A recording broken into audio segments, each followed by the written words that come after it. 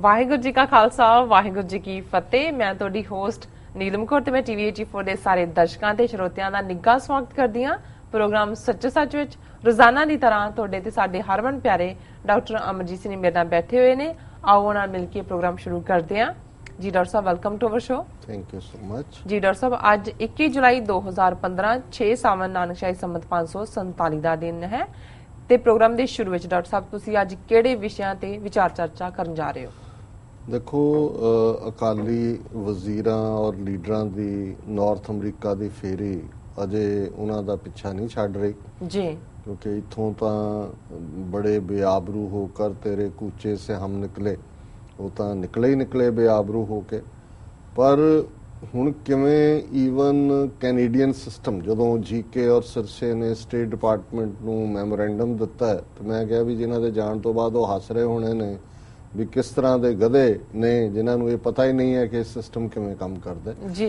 ਲੇਕਿਨ ਅਮਰੀਕਨਸ ਬਹੁਤ ਵਾਰ ਜਦੋਂ ਕੋਈ ਸਾਹਮਣੇ ਮਿਲਣ ਆਉਂਦਾ ਹੈ ਉਸ ਦੀ ਕਟਸੀ ਵੀ ਰੱਖਦੇ ਨੇ ਔਰ ਇੱਕਦਮ ਉਸ ਦੇ ਉੱਤੇ ਰਿਐਕਟ ਨਹੀਂ ਕਰਦੇ। ਪਰ ਕੈਨੇਡਾ ਸਰਕਾਰ ਕਿੰਨੀ ਸਤੀ ਹੋਏਗੀ ਬਾਦਲ ਸਰਕਾਰ ਦੀ ਪਿਛਲੀ ਕਾਰਗੁਜ਼ਾਰੀ ਤੋਂ, ਕਿਉਂਕਿ ਕਈ ਵਾਰ ਜਦੋਂ ਇਹਨਾਂ ਦੇ ਵਜ਼ੀਰ ਉੱਥੇ ਜਾਂਦੇ ਨੇ ਖਬਰਾਂ ਤਾਂ ਲੱਗਦੀਆਂ ਕਿ ਜੀ ਫਲਾਨ ਸਮਝੌਤਾ ਹੋਇਆ ਬ੍ਰਿਟਿਸ਼ ਕੋਲੰਬੀਆ ਔਰ ਫਲਾਣਾ ਜਿਹੜਾ ਹੈ ਉਸ ਦੇ ਨਾਲ ਜਿਹੜਾ ਤਾਲਮੇਲ ਹੋ ਗਿਆ, ਹੁਣ ਇਹ ਇੱਧਰ ਆਏਗਾ ਉੱਧਰ ਜਾਏਗਾ। ਲੇਕਿਨ ਅਸੀਂ ਸਮਝਦੇ ਹਾਂ ਵੀ ਜਦੋਂ ਸਿੱਖ ਕੋਈ ਵੀ ਆਵਾਜ਼ ਬੁਲੰਦ ਕਰਦੇ ਨੇ ਕੈਨੇਡਾ 'ਚ, ਬੇਸ਼ੱਕ ਉਹ ਪ੍ਰੋਟੈਸਟ ਦੇ ਰੂਪ 'ਚ ਕਹਿਣ ਨੂੰ ਹੋਏਗਾ ਜੀ ਕਿੰਨੇ ਸਿੱਖ ਰਹਿੰਦੇ ਨੇ ਜੀ ਇੱਥੇ 2 ਲੱਖ, ਪ੍ਰੋਟੈਸਟ ਤੇ ਕਿੰਨੇ ਆਏ ਜੀ 500, ਇਹਦਾ ਮਤਲਬ ਹੈ ਜੀ ਫਿਰ ਇਹ ਤਾਂ ਫਿਰ ਬਾਕੀ ਤਾਂ ਨਹੀਂ ਨਾ ਸਹਿਮਤ। ਪਰ ਇਹ ਨਹੀਂ ਹੁੰਦਾ ਹੈ, ਇਸ ਦਾ ਪ੍ਰਭਾਵ ਹੁੰਦਾ ਹੈ ਗਵਰਨਮੈਂਟ, ਉਹਨਾਂ ਦੀਆਂ ਏਜੰਸੀਆਂ ਇਹ ਦੇਖ ਰਹੀਆਂ ਹੁੰਦੀਆਂ ਕਿ ਕੀ ਚੱਲ ਰਿਹਾ। ਔਰ ਬਹੁਤ ਵਾਰ ਅਕਾਲੀਆਂ ਨੂੰ ਜਾਂ ਉੱਥੋਂ ਦੇ ਲੋਕਾਂ ਨੂੰ ਜਿਹਨਾਂ ਨੂੰ ਪਤਾ ਨਹੀਂ ਇੱਥੋਂ ਦਾ ਸਿਸਟਮ ਕਿਵੇਂ ਕੰਮ ਕਰਦਾ ਹੈ, ਹੁਣ ਜਦੋਂ ਅਕਾਲੀਆਂ ਨੂੰ ਟੋਰਾਂਟੋ ਤੋਂ ਵੀ ਬੇਰੰਗ ਗਏ ਔਰ ਐਬਸਫੋਰਡ ਜਿੱਥੇ ਇੱਕ ਵੱਡਾ ਇਕੱਠ ਸੀ ਇਹਨਾਂ ਨੇ ਰੱਖਿਆ ਹੋਇਆ ਆਪਣੇ ਵੱਲੋਂ, ਪਰ ਉਸ ਇਕੱਠ ਤੋਂ 4 ਗੁਣਾ ਜ਼ਿਆਦਾ ਲੋਕ ਜਿੰਨਾ ਕੋ ਐਕਸਪੈਕਟ ਕਰਦੇ ਸੀ ਉਹਦਾ ਜੇ ਆਏ ਹੀ ਨਹੀਂ ਸੀ ਲੋਕ, ਤੇ 600-700 ਬੰਦਾ ਬਾਹਰ ਪ੍ਰੋਟੈਸਟ ਤੇ ਆ ਗਿਆ ਔਰ ਹੋਰ ਲੋਕ ਆ ਰਹੇ ਸੀ। ਸੋ ਪੁਲਿਸ ਵੀ ਘਬਰਾਈ ਔਰ ਪੁਲਿਸ ਨੇ ਜਿਹੜਾ ਉਸ ਥਾਂ ਦੇ ਉੱਤੇ ਇਕੱਠ ਹੋਣ ਹੀ ਨਹੀਂ ਦਿੱਤਾ ਅਕਾਲੀਆਂ ਦਾ, ਉੱਥੋਂ ਹੀ ਜਿਹੜਾ ਉਹਨਾਂ ਨੂੰ ਜਿਹੜਾ ਪਹੁੰਚਣ ਹੀ ਨਹੀਂ ਦਿੱਤਾ ਗਿਆ। ਹੁਣ ਸਿਕੰਦਰ ਸਿੰਘ ਮਲੂਕਾ ਜਿਹੜਾ ਵਜ਼ੀਰ ਜਿਹਨੇ ਉੱਥੇ ਆਣਾ ਸੀ, ਉਹਨੇ ਫਿਰ ਬੜੇ ਗੁੱਸੇ 'ਚ ਬਿਆਨ ਦਾ ਗਿਆ ਕਿ ਜੀ ਇਹ ਤਾਂ ਬੜਾ ਨਾਕਸ ਇਹਨਾਂ ਦਾ ਐਡਮਿਨਿਸਟ੍ਰੇਸ਼ਨ ਹੈ, ਇਹਨਾਂ ਦੀ ਪੁਲਿਸ ਵੀ ਨਕੰਮੀ ਹੈ। ਔਰ ਮੈਂ ਆਪਣੀ ਅੱਜ ਦੀ ਲਿਖਤ ਦੇ ਵਿੱਚ ਲਿਖਿਆ ਵੀ ਹੈ, ਮੈਂ ਕਿਹਾ ਉਹ ਕਹਿੰਦੇ ਹੋਣੇ ਨੇ ਕਿ ਕਿਤੇ ਤੁਸੀਂ ਪੰਜਾਬ 'ਚ ਹੁੰਦਾ ਨਾ, ਪੰਜਾਬ ਪੁਲਿਸ ਤੁਹਾਨੂੰ ਦੱਸਦੀ ਲੱਤਾਂ ਤੜਾ ਦਿੰਦੇ ਤੁਹਾਡੀਆਂ ਜੀ। ਲੇਕਿਨ ਇਹ ਗੱਲ ਉਹਨੇ ਪਬਲਿਕਲੀ ਕਹੀ ਵੀ ਪੁਲਿਸ ਵੀ ਨਕੰਮੀ ਹੈ ਔਰ ਐਡਮਿਨਿਸਟ੍ਰੇਸ਼ਨ ਵੀ ਨਕੰਮ ਹੈ। ਔਰ ਮੈਂ ਦੇਖਦਾ ਵੀ ਬਹੁਤ ਵਾਰ ਜਿਹੜਾ ਪ੍ਰੋਟੋਕਾਲ ਹੁੰਦਾ ਹੈ ਮੁਲਕਾਂ ਦਾ, ਉਹਦੇ 'ਚ ਬਾਹਰਲੀਆਂ ਤਾਕਤਾਂ ਜਿਹੜੀਆਂ ਨੇ ਉਹ ਪ੍ਰੋਟੋਕਾਲ ਤੋਂ ਬਾਹਰ ਜਾ ਕੇ ਕੰਮ ਨਹੀਂ ਕਰਦੀਆਂ। ਪਰ ਕਿੰਨੀ ਕੈਨੇਡਾ ਸਰਕਾਰ ਵੀ ਸਤੀ ਹੋਈ ਹੈ ਇਹਦੇ ਤੋਂ, ਇਹਨਾਂ ਦੇ ਸਾਰੇ ਇਸ ਡਰਾਮੇਬਾਜ਼ੀ ਤੋਂ, ਔਰ ਇਹਨਾਂ ਦੀ ਕਿਸ ਲੈਵਲ ਦੀ ਉੱਥੇ ਕਾਰਗੁਜ਼ਾਰੀ ਹੈ ਕਿ ਅੱਜ ਜਿਹੜੀ ਖਬਰ ਦੁਨੀਆ ਭਰ ਦੇ ਵਿੱਚ ਛਾਈ ਹੋਈ ਹੈ ਉਹ ਕੈਨੇਡਾ ਦਾ ਡਿਫੈਂਸ ਮਿਨਿਸਟਰ ਕੈਨੇਡਾ ਦਾ ਫੈਡਰਲ ਜੀ, ਉਹਦਾ ਨਾਂ ਜੈਸਨ ਕੈਨੀ ਹੈ। ਉਹਨੇ ਅੱਜ ਇਹਨਾਂ ਦੀ ਅਕਾਲੀ ਸਰਕਾਰ ਔਰ ਬਾਦਲ ਦੀਆਂ ਧੱਜੀਆਂ ਉਡਾ ਕੇ ਰੱਖ ਦਿੱਤੀਆਂ। ਔਰ ਇਹ ਬਾਬੂਸ਼ਾਹੀ ਪਪੂਲਰ ਅੱਜ ਕੱਲ੍ਹ ਸਾਈਟ ਹੈ, ਮੈਂ ਵੀ ਮੋਨੀਟਰ ਕਰਦਾ। ਹਾਲਾਂਕਿ ਹਮੇਸ਼ਾ ਇਹਨਾਂ ਦਾ ਰੁਝਾਨ ਬਾਦਲ ਪੱਖੀ ਹੁੰਦਾ ਔਰ ਜਿਹੜਾ ਇੱਕ ਅੱਧਾ PTC ਤੇ ਪ੍ਰੋਗਰਾਮ ਹੈ ਜਿਹੜੇ ਇਸ ਨੂੰ ਚਲਾਉਣ ਵਾਲੇ ਨੇ ਉਹ ਉਹਦੇ ਤੇ ਪ੍ਰੋਗਰਾਮ ਵੀ ਕਰਦੇ ਨੇ। ਸੋ ਜ਼ਾਹਰ ਹੈ ਭਾਵੇਂ ਉਹਨਾਂ ਦੀ ਸ਼ੁਰੂਆਤ ਖੱਬੇ ਪੱਖੀ ਔਰ ਪੰਜਾਬ ਸਟੂਡੈਂਟ ਯੂਨੀਅਨ ਨਾਲ ਹੋਈ, ਬਟ ਇਨ ਦਾ ਐਂਡ ਅੱਜ ਬਹੁਤ ਸਾਰੇ ਖੱਬੇ ਪੱਖੀ ਜਿਹੜੇ ਨੇ ਉਹ ਬਾਦਲ ਦੇ ਖੈਮੇ 'ਚ ਹੀ ਆ ਕੇ ਲੈਂਡ ਹੋਏ ਨੇ। ਮੈਂ ਕਈ ਵਾਰੀ ਹੈਰਾਨ ਵੀ ਹੁੰਦਾ ਹੈ ਕਿ ਕਿੱਥੇ ਰੈਵੋਲੂਸ਼ਨਰੀ ਵਿਚਾਰਧਾਰਾ ਇੱਕ ਪਾਸੇ ਦੀ ਤੇ ਕਿਵੇਂ ਉਹਦੇ ਨਾਲ ਜਸਟੀਫਾਈ ਕਰਦੇ ਨੇ ਆਪਣੇ ਕੈਰੀਅਰ ਨੂੰ ਵੀ ਜਾਂ ਆਪਣੀ ਵਿਚਾਰਧਾਰਾ ਨੂੰ ਵੀ ਜੀ। ਪਰ ਜਦੋਂ ਇਹਨਾਂ ਵਰਗੇ ਜਿਹੜੇ ਇਹਨਾਂ ਦੇ ਵੈਬਸਾਈਟ ਨੇ ਉਹਦੇ ਤੇ ਵੀ ਇਸ ਖਬਰ ਦੀ ਚਰਚਾ ਹੋਏ ਜਾਂ ਖਬਰ ਲੱਗੇ, ਫਿਰ ਸਮਝੋ ਵੀ ਇਹ ਖਬਰ ਗਲਤ ਨਹੀਂ ਹੈ। ਔਰ ਗੱਲ ਕਿੱਥੋਂ ਤੱਕ ਪਹੁੰਚੀ ਔਰ ਇਹ ਖਬਰ ਹੀ ਇਹ ਹੈ, Punjab government should address its problems before telling us what to do, advises Jason Kenney, ਕਿ ਪੰਜਾਬ ਸਰਕਾਰ ਪਹਿਲਾਂ ਆਪਣੀਆਂ ਸਮੱਸਿਆਵਾਂ ਹੱਲ ਕਰੇ, ਸਾਨੂੰ ਦੱਸਣ ਤੋਂ ਪਹਿਲਾਂ ਵੀ ਅਸੀਂ ਕੀ ਕਰਨਾ। ਜੈਸਨ ਕੈਨੀ ਨੇ ਕਿਹਾ ਕੈਨੇਡੀਅਨ ਡਿਫੈਂਸ ਮਿਨਿਸਟਰ ਜੈਸਨ ਕੈਨੀ ਸਨਬਸ ਪੰਜਾਬ ਮਿਨਿਸਟਰਸ। ਸਨਬ ਹੁੰਦਾ ਹੈ ਚਪੇੜ ਮਾਰਨਾ ਜਾਂ ਜਿਹਨੂੰ ਕਹਿੰਦਾ ਵੀ ਘੂਰਨਾ, ਜਿਹਨੂੰ ਕਹਿੰਦਾ ਕਿ ਵੀ ਐਨ ਜਿਹੜਾ ਟਿਕਾਣੇ ਲਾਣਾ। ਔਰ ਇਹ ਖਬਰ ਦਾ ਵੇਰਵਾ, ਕਿਉਂਕਿ ਖਬਰ ਤਾਂ ਹੋਰਨਾਂ ਨੇ ਵੀ ਦਿੱਤੀ ਹੈ ਪਰ ਮੈਂ ਜਾਣ ਕੇ ਬਾਬੂਸ਼ਾਹੀ ਚੁਣਿਆ ਤਾਂ ਕਿ ਪਤਾ ਹੋਏ ਕਿ ਈਵਨ ਬਾਦਲਕਿਆਂ ਦੇ ਜਿਹੜੇ ਸਪੋਕਸਪਰਸਨ ਜਿਹੜੇ ਮੀਡੀਆ ਚੈਨਲ ਨੇ ਉਹ ਵੀ ਹੁਣ ਐਡਮਿਟ ਕਰਦੇ ਨੇ ਕਿ ਵੀ ਇਹ ਸਾਰੇ ਚੋਂ ਕਿਵੇਂ ਇਹਨਾਂ ਦਾ ਜਿਹੜਾ ਉਹ ਜਨਾਜ਼ਾ ਨਿਕਲਿਆ ਜੀ। ਟੋਰਾਂਟੋ ਦੀ ਡੇਟਲਾਈਨ ਨਾਲ ਖਬਰ ਹੈ, Canadian defence minister Jason Kenney have reportedly snubbed Punjab ministers for making negative comments on the performance and efficiency of Canadian authorities and the police forces. ਮੈਂ ਪਹਿਲਾਂ ਹੀ ਬਿਆਨ ਕਰ ਚੁੱਕਾ। A section of the Canadian NRI media has reported that Mr. Canny has sharply reacted to the comments of a Punjab minister, Sikandar Singh Maluka, on the happenings of Abbotsford on Sunday. ਵੀ ਮੈਂ ਦੱਸ ਦਿੱਤਾ ਹੈ ਕਿ ਉਹਦੇ ਤੇ ਉਹਨੇ comment ਕੀਤਾ ਜੀ। Daily Sikh Updates have uploaded an audio recording of Mr. Canny talking to a reporter in which he heard of saying, ਇਹ ਹੁਣ ਅਲੱਗ ਉਹਦੇ ਸ਼ਬਦ ਨੇ ਕੈਨੇਡਾ ਦੇ ਡਿਫੈਂਸ ਮਿਨਿਸਟਰ ਦੇ, Punjab government should address its problems before telling us what to do. Punjab ਸਰਕਾਰ ਸਾਨੂੰ ਦੱਸਣ ਤੋਂ ਪਹਿਲਾਂ ਕਿ ਅਸੀਂ ਕੀ ਕਰਨਾ ਹੈ ਆਪਣੀ ਸਮੱਸਿਆਵਾਂ ਹੱਲ ਕਰੇ। Go home and deal with the serious problems of drug crime that is tearing up many aspects of Punjabi society. Maybe they should deal with God knows. ਹੁਣ ਇਹ ਬਹੁਤ ਜਿਹੜਾ ਹੈ ਇਸ ਤੋਂ ਵੱਧ ਕੇ ਹੋਰ ਕੀ ਕਿਹਾ ਜਾ ਸਕਦਾ। ਇਹ ਕਹਿੰਦੇ ਨਹੀਂ ਹੈ ਡਿਪਲੋਮੈਟ ਵਾਪਸ ਜਾਓ, ਗੋ ਹੋਮ ਜੀ, ਔਰ ਜਾ ਕੇ ਜਿਹੜੀਆਂ ਡਰੱਗ ਕ੍ਰਾਈਮ ਵਰਗੀਆਂ ਉੱਥੇ ਸਿਚੁਏਸ਼ਨਸ ਨੇ ਉਹਨਾਂ ਦੇ ਨਾਲ ਡੀਲ ਕਰੋ ਜਿਹੜਾ ਤੁਹਾਡੀ ਪੰਜਾਬੀ ਸੁਸਾਇਟੀ ਨੂੰ ਤੋੜ ਕੇ ਰੱਖ ਦਿੱਤਾ ਉਹਨੇ। ਟੀਅਰਿੰਗ ਅਪਾਰਟ ਹੁੰਦਾ ਵੀ ਖੇਰੂ ਕਰ ਦਿੱਤਾ ਔਰ ਕਿਵੇਂ ਡੀਲ ਕਰਨਾ ਇਹ ਰੱਬ ਹੀ ਜਾਣਦਾ। ਉਹਦਾ ਮਤਲਬ ਹੈ ਵੀ ਤੁਸੀਂ ਤਾਂ ਆਪ ਕਰਨ ਵਾਲੇ ਹੋ, ਕਹਿਣਾ ਇਹ ਚਾਹੁੰਦਾ ਹੈ ਵੀ ਇਹ ਰੱਬ ਹੀ ਜਾਣਦਾ ਵੀ ਕਿਵੇਂ ਤੁਸੀਂ ਉਹਨੂੰ ਡੀਲ ਕਰੋਗੇ। ਔਰ ਉਹਨੇ ਕਿਹਾ ਪਰ ਜਾਓ ਵਾਪਸ, ਵੀ ਇੱਥੇ ਆ ਕੇ ਸਾਨੂੰ ਉਪਦੇਸ਼ ਕਰਨ ਦੀ ਥਾਂ ਤੇ। Kenny further said, ਹੁਣ ਇਹ ਉਸ ਤੋਂ ਵੀ ਇੰਪੋਰਟੈਂਟ ਹੈ, I sat down with Chief Minister Badal on multiple occasions and pleaded to him to have the Punjabi state authorities and officials to work without consular to crack down on the industry of the unscrupulous and fraudulent immigration agents who exploit Punjabis wanting to come to Canada. ਕਿ ਮੈਂ ਬਾਦਲ ਨੂੰ ਬਹੁਤ ਵਾਰ ਮਿਲਿਆ, ਜਦੋਂ ਕਹਿੰਦੇ multiple occasion, ਇਹਦਾ ਮਤਲਬ ਇੱਕ ਦੋ ਵਾਰ ਨਹੀਂ, ਮੈਨੀ ਟਾਈਮਸ ਜੀ, ਮੈਂ ਬਹੁਤ ਵਾਰੀ ਮਿਲਿਆ ਔਰ ਹਰ ਵਾਰ ਮੈਂ ਉਹਦੇ ਅੱਗੇ ਇਹ ਅਰਜ਼ੋਈ ਕੀਤੀ ਹੈ, ਪਲੀਡ ਹੁੰਦਾ ਹੈ ਕਿ ਵੀ ਤਰਲਾ ਕਰਨਾ ਕਿ ਵੀ ਤੁਸੀਂ ਪੰਜਾਬ ਸਟੇਟ ਦੀ ਤੁਹਾਡੀ ਜਿਹੜੀ ਅਥਾਰਟੀ ਆ, ਅਧਿਕਾਰੀ ਨੇ, ਤੁਸੀਂ ਜਿਹੜੇ ਬੇਈਮਾਨ ਫਰਾਡੀਏ ਕਿਸਮ ਦੇ ਏਜੰਟ ਤੁਹਾਡੇ ਪੰਜਾਬੀ ਭੋਲੇ ਭਾਲੇ ਲੋਕਾਂ ਨੂੰ ਖਰਾਬ ਕਰ ਰਹੇ ਨੇ ਕਿਉਂਕਿ ਉਹ ਕੈਨੇਡਾ ਜਾਣਾ ਚਾਹੁੰਦੇ ਨੇ, ਉਹਨਾਂ ਨੂੰ ਨੱਥ ਪਾਓ ਕਿਉਂਕਿ ਇਹ ਉਹਨਾਂ ਦਾ ਸ਼ੋਸ਼ਣ ਕਰ ਰਹੇ ਨੇ, ਇਹ ਮਤਲਬ ਹੈ ਇਹਦਾ ਜੀ। And so often these guys get arrested and then they are in the streets again, ਕਿ ਵੀ ਇਹ ਜਿਹੜੇ ਨੇ ਫਰਾਡੀਏ ਇਹਨਾਂ ਨੂੰ ਜੇ ਅੱਜ ਫੜਿਆ ਤੇ ਕੱਲ ਨੂੰ ਫੇਰ ਉਹ ਬਾਹਰ ਸੜਕਾਂ ਦੇ ਨਜ਼ਰ ਆਉਂਦੇ ਨੇ।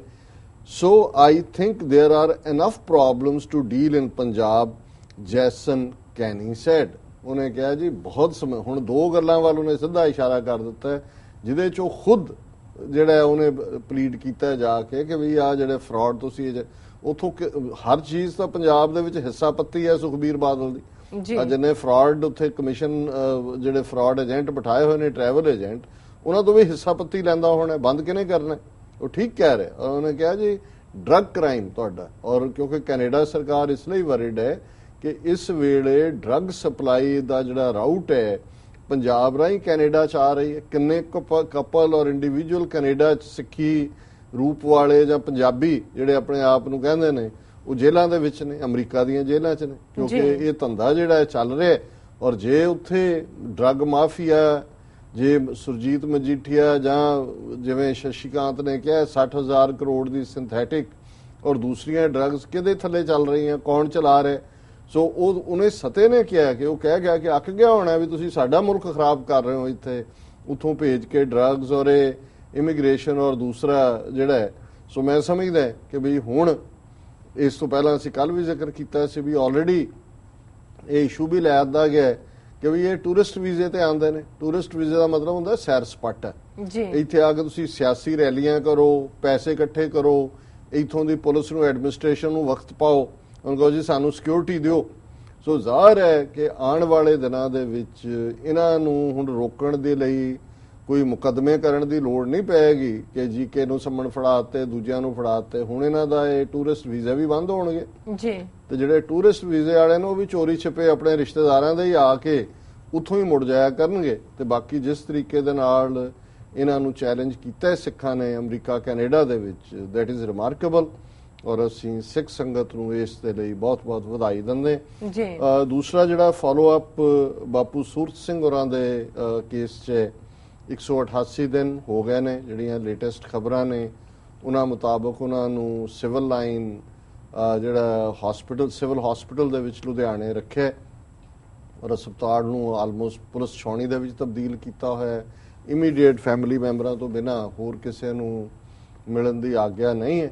ਔਰ ਅਜੇ ਤੱਕ ਜਿਹੜੀਆਂ ਖਬਰਾਂ ਲੇਟੈਸਟ ਨੇ, ਬਾਪੂ ਸੂਰਤ ਸਿੰਘ ਉਹਨਾਂ ਦੀ ਹਾਲਤ ਨਾਜ਼ੁਕ ਬਣੀ ਹੋਈ ਹੈ, ਉਹਨਾਂ ਨੇ ਪਾਣੀ ਵੀ ਛੱਡਿਆ ਹੋਇਆ ਔਰ ਐਡਮਿਨਿਸਟ੍ਰੇਸ਼ਨ ਦਾ ਬਾਰ-ਬਾਰ ਦਬਾਅ ਜਿਹੜਾ ਜਿਹਦੇ 'ਚ SSP ਦੀ ਸਟੇਟਮੈਂਟ ਲੱਗੀ ਹੋਈ ਹੈ, ਦੂਸਰੇ ਨੇ ਉਹ ਲਿਆ ਕੇ ਇਹੀ ਦਬਾਅ ਪਾ ਰਹੇ ਨੇ ਜੀ ਦੇਖੋ ਸਾਡੇ ਹੱਥ ਵੱਸ ਕੀ ਹੈ, ਇਹ ਤਾਂ ਸੁਪਰੀਮ ਕੋਰਟ ਫੈਸਲਾ ਕਰੇਗਾ, ਸਰਕਾਰ ਦਾ ਕੋਈ ਕਸੂਰ ਨਹੀਂ ਹੈ, ਦਿਸ ਦੈਟ ਜੀ। ਔਰ ਜਿਹੜਾ ਮੈਂ ਸਮਝਦਾ ਵੀ ਇੱਕ ਪਾਰਟ ਹੋਰ ਵੀ ਦੇਖਣ 'ਚ ਆਇਆ ਵੀ ਇਹ ਜਿਹੜੀ ਸੰਘਰਸ਼ ਕਮੇਟੀ ਹੈ ਜਾਂ ਪਰਿਵਾਰ ਹੈ ਜਾਂ ਉਹਨਾਂ ਦੇ ਵੈਲ ਵਿਸ਼ਰ ਜਾਂ ਇੰਡੀਪੈਂਡੈਂਟਲੀ ਸਪੋਰਟ ਕਰ ਰਹੇ ਨੇ, ਉਹਨਾਂ ਦੇ ਵਿੱਚ ਵੀ ਉਹਨਾਂ ਦਾ ਫੁੱਟ ਪਾਉਣ ਦਾ ਯਤਨ ਹੈ, ਜਿਵੇਂ ਗੁਰਬਖਸ਼ ਸਿੰਘ ਦੇ ਵੇਲੇ ਜਥੇਦਾਰ ਅਕਾਲ ਤਖਤ ਨੇ ਕੀਤਾ ਸੀ ਕਿ ਬਾਕੀ ਸਾਰੇ ਪਾਸੇ ਕਰਕੇ ਉਧਰ ਸਟ੍ਰਾਈਕ ਕਰ ਲਈ ਗੱਲ।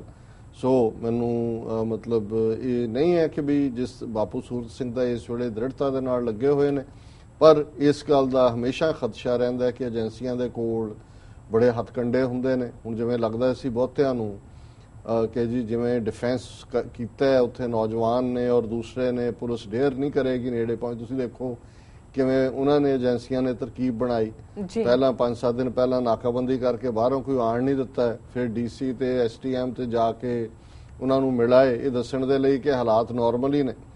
ਉਹ ਜਦੋਂ ਮਿਲ ਰਹੇ ਸੀ ਤੇ ਉਸ ਤੋਂ ਫੌਰਨ ਬਾਅਦ ਪੁਲਿਸ ਕੰਧਾਂ ਟੱਪ ਕੇ ਅੰਦਰ ਆ ਗਈ ਔਰ ਉਹਨਾਂ ਨੇ ਜਿਹੜਾ ਜਿਸ ਕਦਰ ਉਹ ਲਾਠੀ ਚਾਰਜ ਔਰ ਮੀਡੀਆ ਔਰ ਜੋ ਸਲੂਕ ਕੀਤਾ, ਕੱਲ ਅਸੀਂ ਉਹਦਾ ਜ਼ਿਕਰ ਕੀਤਾ ਸੀ ਜੀ। ਔਰ ਹੁਣ ਜਦੋਂ ਕਿ ਉਹ ਪੁਲਿਸ ਨੇ ਉਹਨਾਂ ਨੂੰ ਜਿਹੜੇ ਅੰਦਰੋਂ 40 ਦੇ ਕਰੀਬ ਫੜੇ, ਮੇਰਾ ਖਿਆਲ ਹੈ 26-27 ਛੱਡ ਦਿੱਤੇ ਨੇ ਤੇ 23 ਜਿਹੜੇ ਗੁਰੂ ਗ੍ਰੰਥ ਸਾਹਿਬ ਸਤਕਾਰ ਕਮੇਟੀ ਦੇ ਨੇ ਉਹਨਾਂ ਦੇ ਖਿਲਾਫ ਕੇਸ ਪਾਇਆ ਔਰ ਉਹ ਪੁਲਿਸ ਰਿਮਾਂਡ ਚਾਹੁੰਦੇ ਸੀ। ਔਰ ਜਦੋਂ ਜੱਜ ਨੂੰ ਉਹਨਾਂ ਨੇ ਕਿਹਾ ਕਿ ਜੀ ਇਹਨਾਂ ਨੇ ਸਾਡੇ ਤੇ ਹਮਲਾ ਕੀਤਾ, ਅਸਾਲਟ ਔਨ ਦਾ ਪੁਲਿਸ, ਤੇ ਜੱਜ ਨੇ ਕਿਹਾ ਕਿ ਕਿਸੇ ਦੇ ਤੁਹਾਡੇ ਸੱਟ ਲੱਗੀ, ਤੇ ਉਹ ਲਿਖਿਆ ਉਹਦੇ ਚ ਰਿਪੋਰਟਿੰਗ ਕਿ ਵੀ ਸਾਰੇ ਜਿਹੜੇ ਨੇ ਉਹ ਬੌਂਦਲ ਗਏ ਕਿ ਵੀ ਹੈ।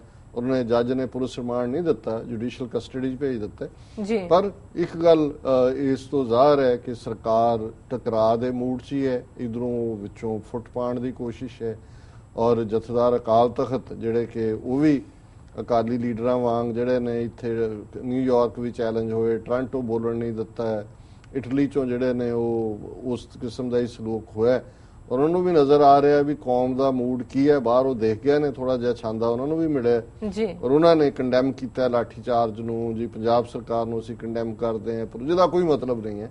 ਪਰ ਇਹ ਹੁੰਦਾ ਕਿ ਵੀ ਬੰਦਾ ਉਹਦਾ ਰੈਕਡ ਜਾਣ ਦੇ ਲਈ ਕਿ ਜੀ ਦੇਖੋ ਮੈਂ ਤਾਂ ਕੰਡੈਮ ਕੀਤਾ ਸੀ, ਤੇ ਕੰਡੈਮ ਕੀਤਾ ਤਾਂ ਫਿਰ ਫਖਰੇ ਕੌਮ ਵਾਪਸ ਲਓ ਉਹਦੇ ਤੋਂ ਬਾਅਦ ਕਿ ਭਾਈ ਤੂੰ ਇੱਕ 83 ਸਾਲ ਦੇ ਬਜ਼ੁਰਗ ਨੂੰ ਤੇਰੀ ਪੁਲਿਸ ਐਡਮਿਨਿਸਟ੍ਰੇਸ਼ਨ ਜਿਹੜਾ ਉਹਨਾਂ ਮੰਗਾਂ ਦੇ ਲਈ ਜਿਹੜੀਆਂ ਤੁਸੀਂ ਖੜੀ ਕੀਤੀਆਂ ਨੇ, ਤੁਸੀਂ ਧਰਮ ਯੁੱਧ ਮੋਰਚੇ ਲਾਏ, ਸੰਵਿਧਾਨ ਪਾੜੇ, ਕਾਲ ਦਿੱਤੀ ਔਰ ਹੁਣ ਤੁਸੀਂ ਲੁਕ ਰਹੇ ਹੋ ਇਸ ਦੇ ਪਿੱਛੇ ਕਿ ਜੀ ਜਿਹੜਾ ਕਾਨੂੰਨੀ ਤੌਰ ਦੇ ਉੱਤੇ। ਔਰ ਐਡਵੋਕੇਟ ਜਸਪਾਲ ਸਿੰਘ ਮੰਝਪੁਰ ਜਿਹੜੇ ਹਿਊਮਨ ਰਾਈਟਸ ਲਈ ਵੀ ਇੱਕ ਚੰਗਾ ਕੰਮ ਕਰਦੇ ਨੇ, ਉਹਨਾਂ ਨੇ ਅੱਜ ਇੱਕ ਲਿਸਟ ਜਾਰੀ ਕੀਤੀ ਹੈ 65 ਸਿੱਖ ਰਾਜਸੀ ਕੈਦੀਆਂ ਦੀ ਔਰ ਉਹਦੇ 'ਚ ਉਹਨਾਂ ਨੇ ਪੂਰੀ ਰੀਜ਼ਨਿੰਗ ਕੀਤੀ ਹੈ ਕਿ ਵੀ ਕਿਸ ਤਰ੍ਹਾਂ ਜੇ ਗਵਰਨਮੈਂਟ ਚਾਹੇ, ਪੰਜਾਬ ਗਵਰਨਮੈਂਟ ਚਾਹੇ ਜਾਂ ਚਾਹੁੰਦੀ ਤੇ ਮਦਦ ਕਰ ਸਕਦੀ ਹੈ ਔਰ ਬਹੁਤ ਕੁਝ ਉਹਨਾਂ ਦੇ ਵੱਸ 'ਚ ਹੈ।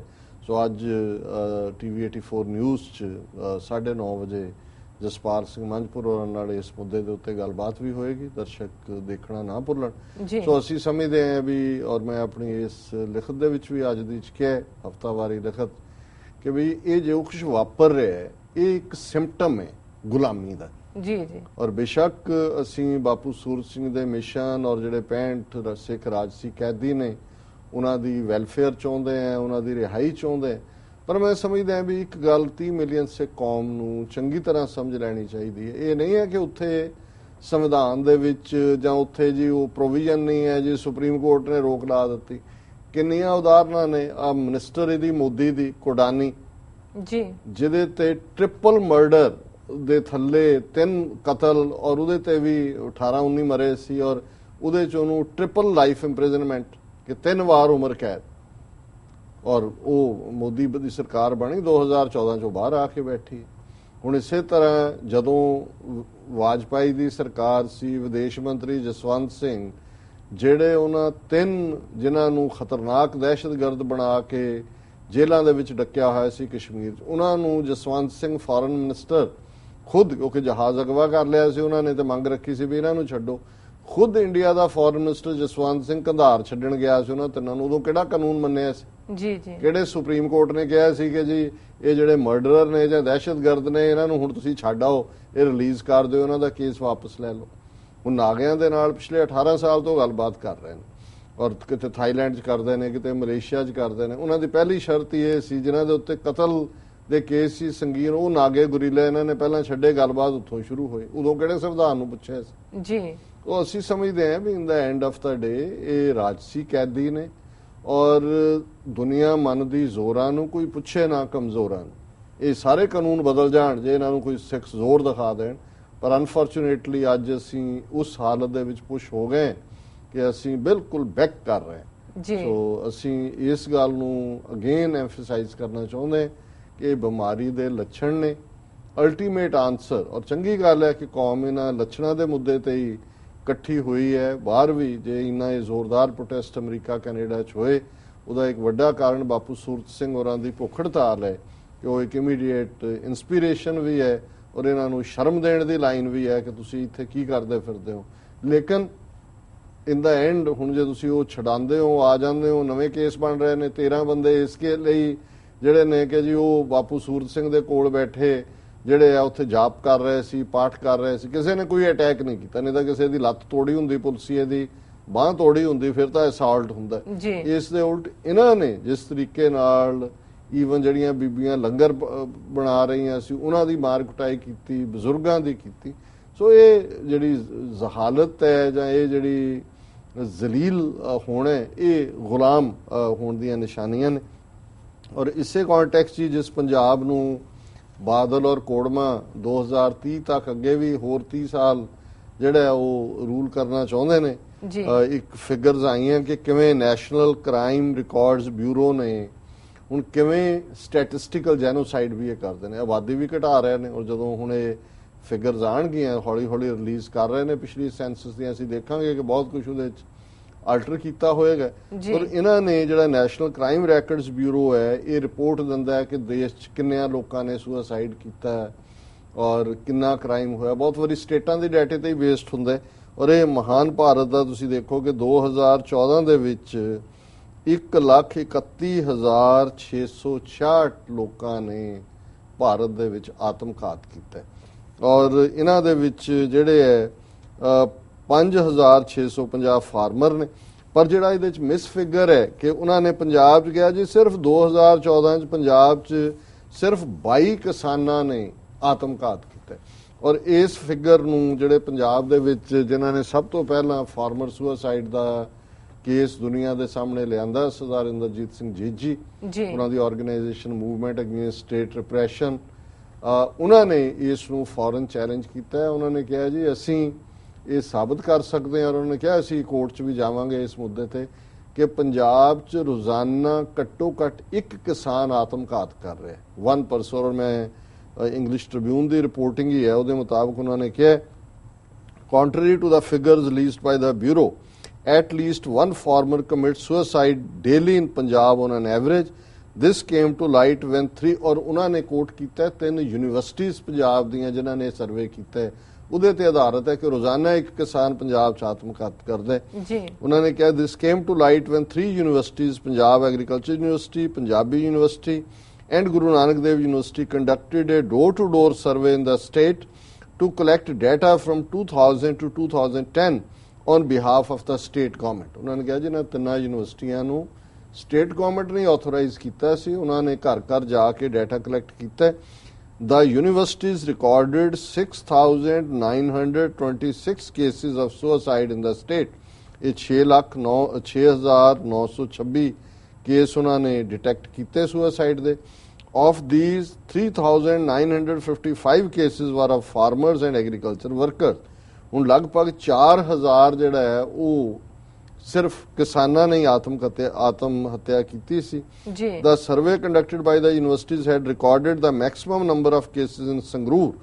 ਸੰਗਰੂਰ ਜ਼ਿਲ੍ਹੇ 'ਚ ਸਭ ਤੋਂ ਜ਼ਿਆਦਾ ਕਿਸਾਨਾਂ ਨੇ ਆਤਮਘਾਤ ਕੀਤਾ 1,132, followed by ਮਾਨਸਾ 'ਚ 1,013 ਨੇ ਔਰ ਬਠਿੰਡਾ 'ਚ 827 ਨੇ ਕੀਤਾ।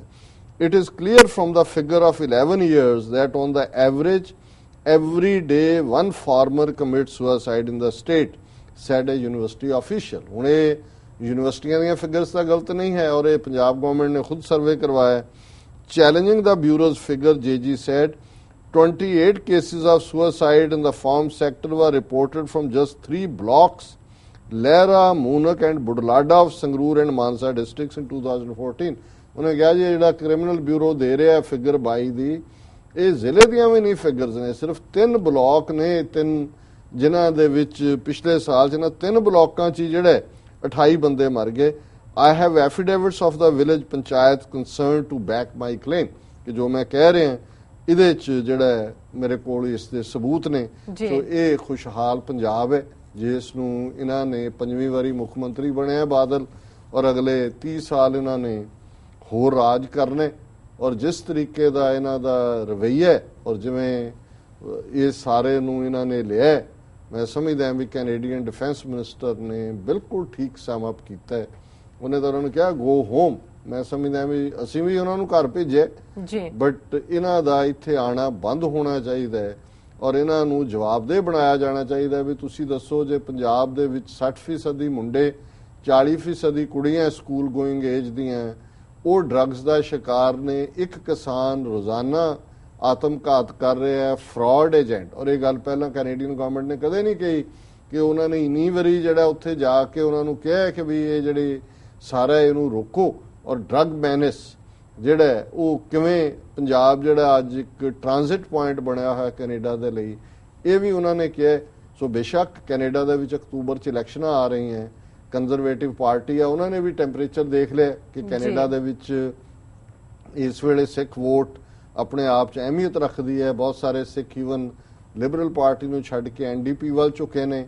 ਜਗਮੀਤ ਸਿੰਘ ਵਰਗੇ ਜਿਹੜੇ ਨੌਜਵਾਨ ਐਨਡੀਪੀ 'ਚ ਉਹਨਾਂ ਨੂੰ ਚੰਗੀਆਂ ਪੋਜੀਸ਼ਨਸ ਮਿਲੀਆਂ, ਲੇਕਿਨ ਅਸੀਂ ਸਮਝਦੇ ਹਾਂ ਫਿਰ ਵੀ ਆਫੀਸ਼ੀਅਲ ਸਿਟਿੰਗ ਡਿਫੈਂਸ ਮਿਨਿਸਟਰ ਵੱਲੋਂ ਇਹ ਚਾਰਜ ਕਿਸੇ ਦੇਸ਼ ਦੇ ਪ੍ਰਾਂਤ ਦੀ ਸਰਕਾਰ ਦੇ ਉੱਤੇ, ਇਹ ਬੜੀ ਸੀਰੀਅਸ ਮੈਟਰ ਹੈ। ਔਰ ਮੈਂ ਸਮਝਦਾ ਵੀ ਬਾਦਲ ਨੂੰ ਇਸ ਦੇ ਲਈ ਔਰ ਇਹ ਸਾਰੀ ਬਾਦਲ ਸਰਕਾਰ ਨੂੰ ਅਕਾਊਂਟੇਬਲ ਠਹਿਰਾਇਆ ਜਾਣਾ ਚਾਹੀਦਾ ਹੈ ਵੀ ਇਹਨਾਂ ਦਾ ਕੀ ਰੋਲ ਹੈ ਡਰੱਗ ਮੈਨੇਜ ਦੇ ਵਿੱਚ, ਔਰ ਇਹ ਜਿਹੜੇ ਫਰਾਡ ਟਰੈਵਲ ਏਜੰਟ ਨੇ ਇਹਦੇ 'ਚ ਕੀ ਰੋਲ ਹੈ। ਔਰ ਜ਼ਾਹਰ ਹੈ ਕਿ ਹੁਣ ਇਹਨਾਂ ਦੇ ਉੱਤੇ ਬਾਹਰ ਆਉਣ ਤੇ ਔਰ ਇਹ ਰੈਲੀਆਂ ਔਰ ਪੈਸੇ ਇਕੱਠੇ ਕਰਨਾ ਇਹ ਹੁਣ ਇਹਨਾਂ ਦੇ ਲਈ ਸੰਭਵ ਨਹੀਂ ਹੋਏਗਾ। ਜੀ ਬਿਲਕੁਲ ਡਾਕਟਰ ਸਾਹਿਬ, ਤੁਹਾਡਾ ਬਹੁਤ ਬਹੁਤ ਸ਼ੁਕਰੀਆ। ਸੁਣਾ ਲੈਣੇ ਬ੍ਰੇਕ। ਵਿਊਅਰਸ, ਵਿਚਾਰਾਂ ਦਾ ਸਿਲਸਿਲਾ ਇਸ ਤਰ੍ਹਾਂ ਚੱਲਦਾ ਰਹੇਗਾ। ਮਿਲਦੇ ਹਾਂ ਛੋਟੇ ਵਕਫੇ ਤੋਂ ਬਾਅਦ।